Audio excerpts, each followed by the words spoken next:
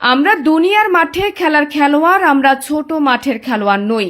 বাংলাদেশের উন্নতি এবং সার্বিক অবস্থান নিয়ে সম্প্রতি কক্সবাজারের এক সমাবেশে এমনই এক মন্তব্য করেছিলেন ডক্টর মোহাম্মদ ইউনূস।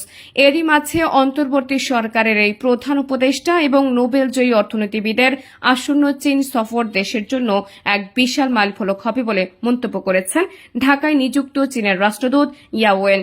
সবারই বাংলাদেশকে রাষ্ট্র হিসেবে এগিয়ে নিয়ে যাওয়ার আকাঙ্ক্ষা, আর এখানেই নারাজ ভারত। বলা যায় একরকম চিন্তার জালে জড়িয়ে গিয়েছে প্রতিবেশী দেশটি। বাংলাদেশের অন্য রাষ্ট্রের সাথে সম্পর্ক দিনে দিনে ভালো হওয়াকে মেনে নিতে দিল্লির বেশ কষ্ট হচ্ছে, এমনটাই মনে করছেন কূটনীতিবিদরাও।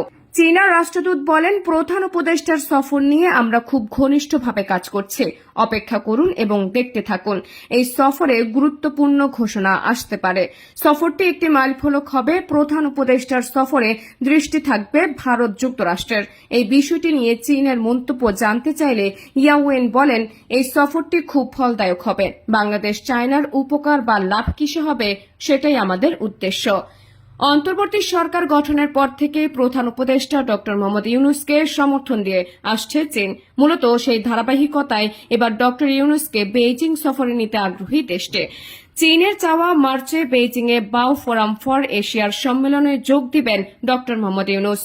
জানুয়ারি মাসে সেই আমন্ত্রণে জানানো হয়েছিল দুই দেশের সম্পর্কের 50 বছর পূর্তিতে বহুপাক্ষিক ফোরামে ডক্টর ইউনূস যোগ দেবেন ধারণা চীনের। ঢাকা সংশ্লিষ্টরা মনে করছে, যদি বহুপাক্ষিক ফোরামে যোগ দিতে মার্চে প্রধান উপদেষ্টা বেইজিং সফর করেন, সেক্ষেত্রে একসঙ্গে দ্বিপক্ষীয় সফর সেরে ফেলার সুযোগ রয়েছে। বিএফএ সম্মেলনে যোগ দেওয়ার পাশাপাশি বেইজিং সফরের সময় প্রধান উপদেষ্টার সঙ্গে দ্বিপক্ষীয় শীর্ষ বৈঠক আয়োজন করতে আগ্রহী চীন। শুধু তাই নয়, ডক্টর ইউনূসকে নিতে ভাড়া করা উড়োজাহাজ পাঠাতেও আগ্রহী ছিল চীন।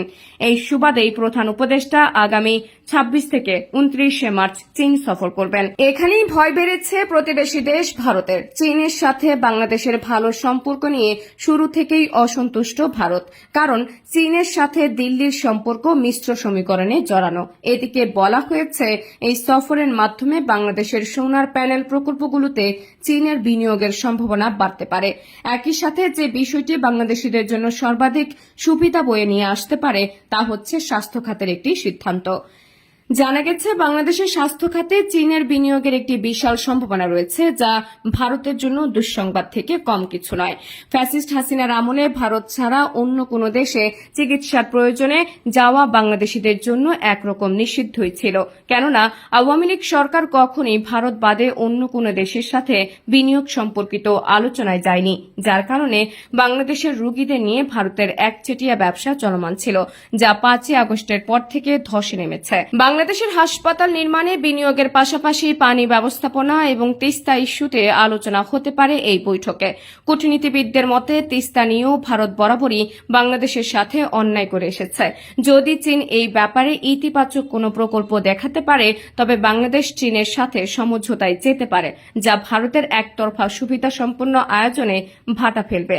তাই সব মিলিয়ে ডক্টর ইউনূসের চীনের সফর ভারতের জন্য ভয়ের কারণ হয়ে দাঁড়িয়েছে। সব ঠিক থাকলে প্রধান উপদেষ্টা 26 মার্চ দুপুরে চীনের উদ্দেশ্যে ঢাকা ছাড়বেন। সম্মেলনের উদ্বোধনী প্লেনারি সেশনে বক্তব্য দেবেন তিনি। এছাড়া প্রধান উপদেষ্টার চীনের স্টেট কাউন্সিলের এক্সিকিউটিভ ভাইস প্রিমিয়ার দিং ঝুজিংয়াং এর সঙ্গে বৈঠক হতে পারে। সবশেষে বেইজিং থেকে চীনের একটি বিমানে ঢাকায় ফেরার কথা রয়েছে প্রধান উপদেষ্টার।